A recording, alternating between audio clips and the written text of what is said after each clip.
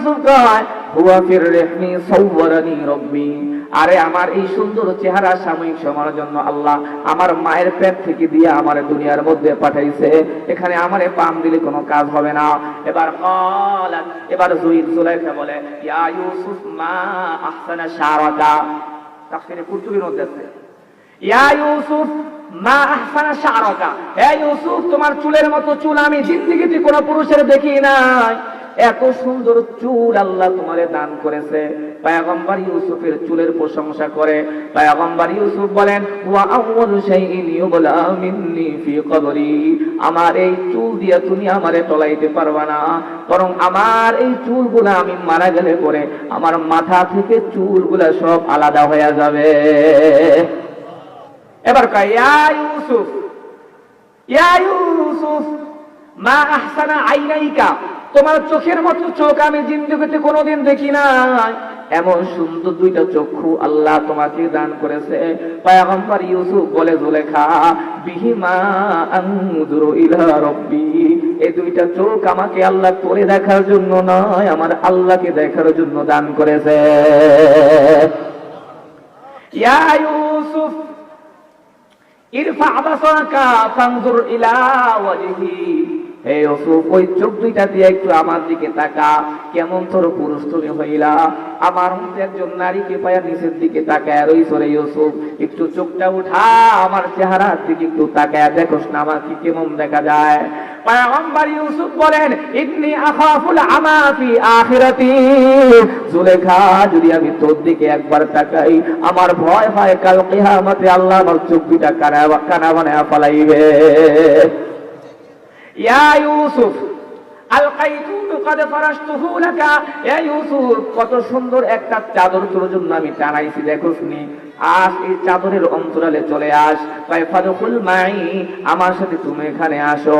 পয়গম্বর ইউসুফ বলেন আলকাইতু লা ইয়াসতুরনি মির রাব্বি, এরে ইউসুফ এরে জুলেখা তুমি যত ভালো দামি চাদরই তুমি টানাও না কেন, আমি জানি তোমার এই চাদর আমার রবের চোখ কোনোদিন ফাঁকি দিতে পারবে না, পারবে?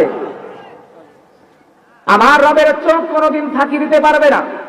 এবার বলে ইয়া ইউসুফ উদনু মিনকা ওয়া তাতাবাআদু মিন্নি, তুমি কি কেমন পুরুষ বুঝলাম না, তোমার মধ্যে কি কোনো পুরুষত্ব নাই, যত তোমার কাছাকাছি যাই আর তুমি আমার থেকে যত পিছে যাও, সেটা আবার কেমন তোর কাহিনী।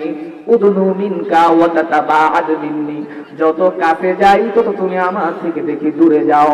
পয়গম্বর ইউসুফ বলেন উরিদু বিযালিকাল করবু মির রাব্বি, এর জুলাইখা তুই তো বুঝলি না, আমি যত তোর থেকে দূরে যাই যত আমি আমার মাওলার কাছাকাছি যাই। সুবহানাল্লাহ বললেন ইয়া ইউসুফ ফিরাশুল হারিরি ওয়া ফারাশতুহু লাকা কুম ফাকদি হাজাতি, ইয়া ইউসুফ দেখো না তোর জন্য কত সুন্দর বিছানা আমি বিছাইছি, এই বিছানা তুমি কোনোদিন চোখের মধ্যে দেখো নাই, আসো ইউসুফ এই বিছানার মধ্যে একটু আসো।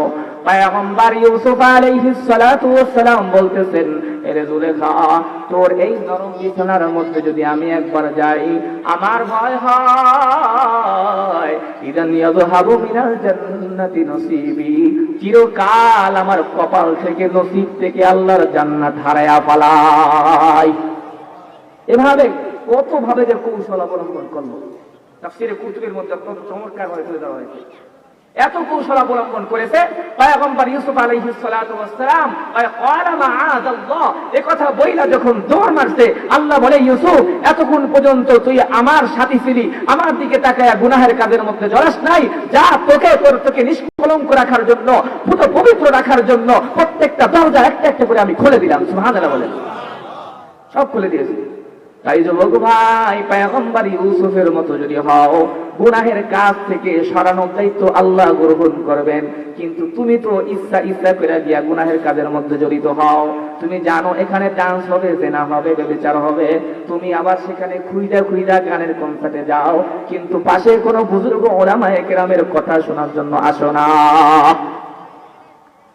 এ কারণে আল্লাহ তাআলা কাল কিয়ামতের ময়দানে এই সমস্ত যুবকদেরকে ডেকে ডেকে পয়গম্বর ইউসুফের মতো যারা নিজের চরিত্রকে যারা হেফাজত করেছে, আল্লাহর ভয়ে যারা বন্দেগী করেছে, এই সমস্ত যুবকদেরকে ডেকে ডেকে আল্লাহ তাআলা আরশে কাল কিয়ামতের ময়দানে আল্লাহ তাআলা ছায়া প্রদান করবেন। সুবহানাল্লাহ বলেন।